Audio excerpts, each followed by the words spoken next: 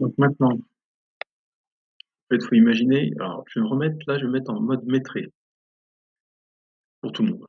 Ce sera plus simple.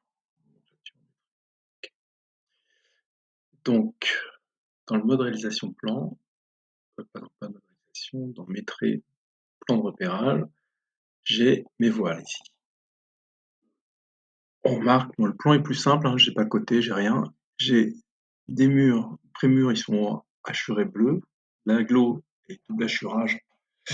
Voilà, tout va bien. Et là, on voit par exemple qu'on a un prémur qui est immense. Si je regarde euh, mon plan qui a été fait par mon fournisseur de prémur, je l'ai retiré, j'ai recherché.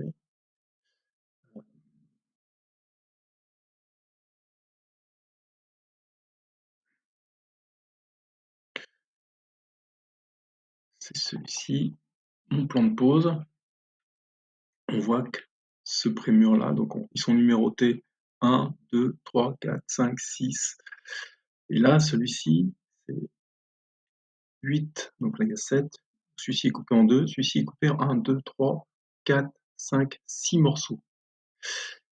6 morceaux, et celui-ci est coupé en 2 morceaux. C'est ça. Donc, nous, on va voir comment scinder les éléments. Donc, déjà, les morceaux, je crois que c'était 1 et 2. On va rentrer leur identifiant. Je sais pas, identifiant. Identifiant. Il est là. Donc, ça, je peux le fermer et je vais mettre l'identifiant. Donc, ça, c'est 1. Il me dit qu'il y a un problème parce que j'avais déjà mis tout à l'heure pour faire un essai l'identifiant. 1, 2, c'est numéroté 3, 4, 5, 6. Donc, c'est 3,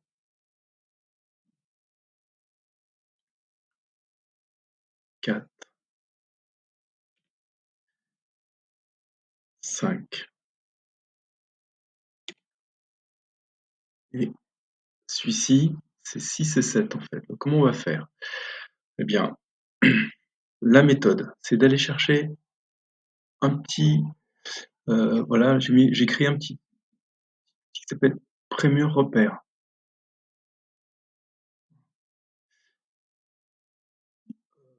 Je vais mettre aligné, comme ça sera bien positionné. On va le mettre à peu près à égale distance. C'est juste un ordre de grandeur, on s'en fiche pour l'instant.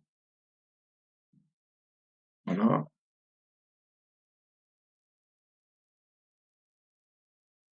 Si j'avais voulu bien le faire, il aurait fallu que j'aille à mi-distance ici. Pas très important. Et là, ce prémur, eh bien, je vais le diviser.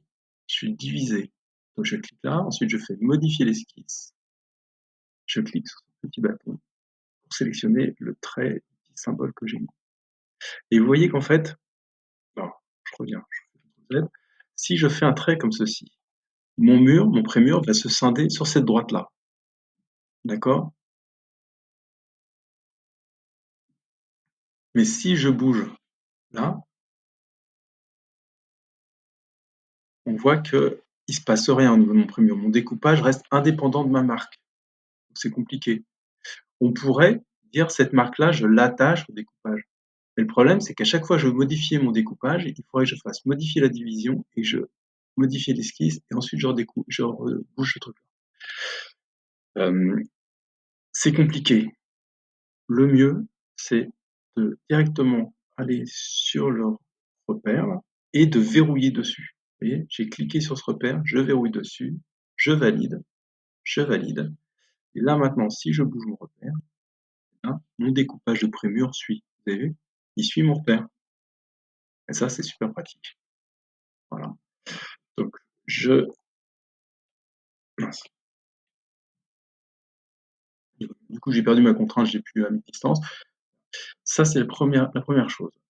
Quand vous faites un découpage, là, je vais faire exprès de mal travailler.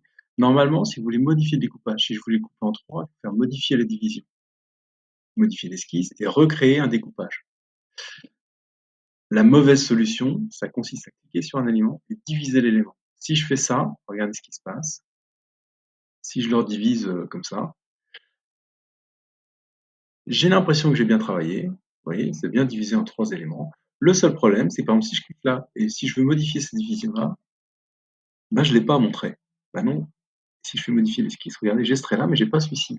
Parce que celui-ci, en fait, c'est une subdivision. Vous voyez, on a divisé ce premier élément en deux, et ensuite on a fait une subdivision du deuxième élément. Et là, ça devient compliqué, c'est-à-dire qu'il faut s'en souvenir. Il faut cliquer sur cet élément-là, modifier la division, et là, on retrouve le trait qu'on a tracé. Beaucoup trop complexe. Et puis, si vous voulez faire des modifs, c'est beaucoup trop compliqué après.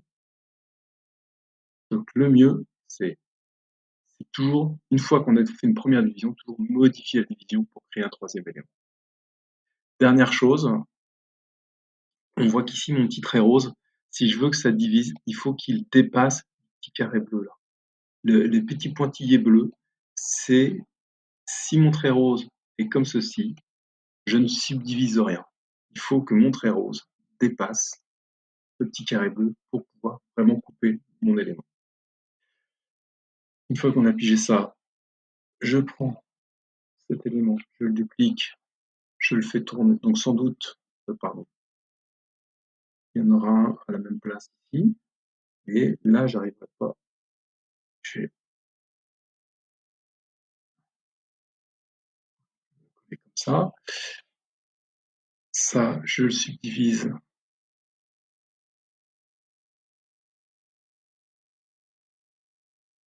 Et je verrouille. Et celui-ci, bah, je vais prendre un élément comme ceci et je vais le décaler. Je le retourne.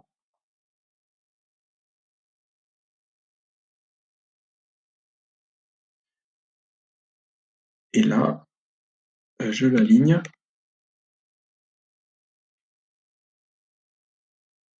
J'aurais pu verrouiller, hein, je vais le faire. Et après, je fais faire une copie multiple en cliquant sur multiple ici. Comme ça, je suis tranquille. Et j'en mets 1, 2, 3, 4, 5. Ça me fait 6 panneaux. On a dit qu'il y en avait 6. 1, 2, 3, 4, 5, 6, 7. J'aime trop. J'aime bien trop.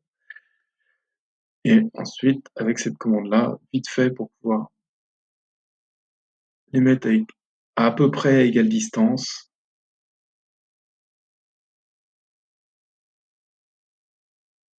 Tac.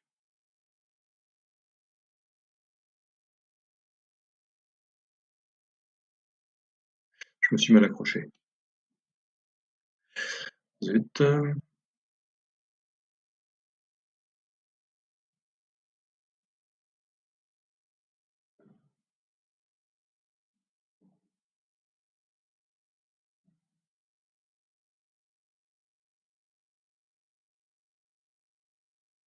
Voilà. Là, ils sont à égale distance. Je supprime mes contraintes. Donc, je peux découper mon panneau. Donc, je divise. Je prends mon petit repère d'alignement. Et là, avec Tab, je vais sélectionner le bon et je verrouille. Tab, je verrouille. Tab, je verrouille. Tab, je verrouille. Tab, je verrouille. Je valide. Et je valide. Et là, j'ai bien décomposé. 1, 2, 3, 4, 5, 6 panneaux, etc. Je vérifie que c'est bien comme ça.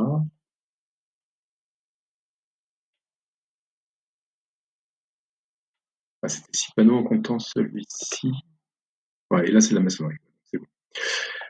Il faut faire il faut faire la suite, bien sûr.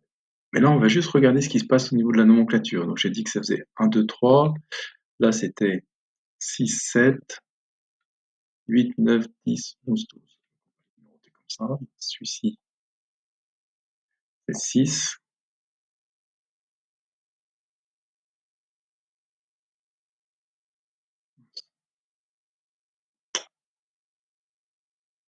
Il n'a pris un coup de poing, ouais. Celui-ci, c'est 7.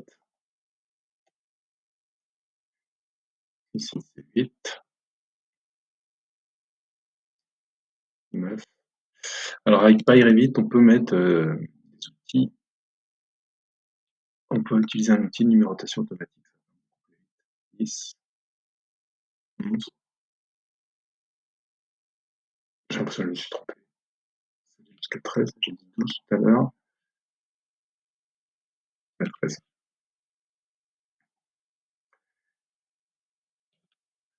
Voilà. Maintenant, qu'est-ce qui se passe au niveau de notre nomenclature?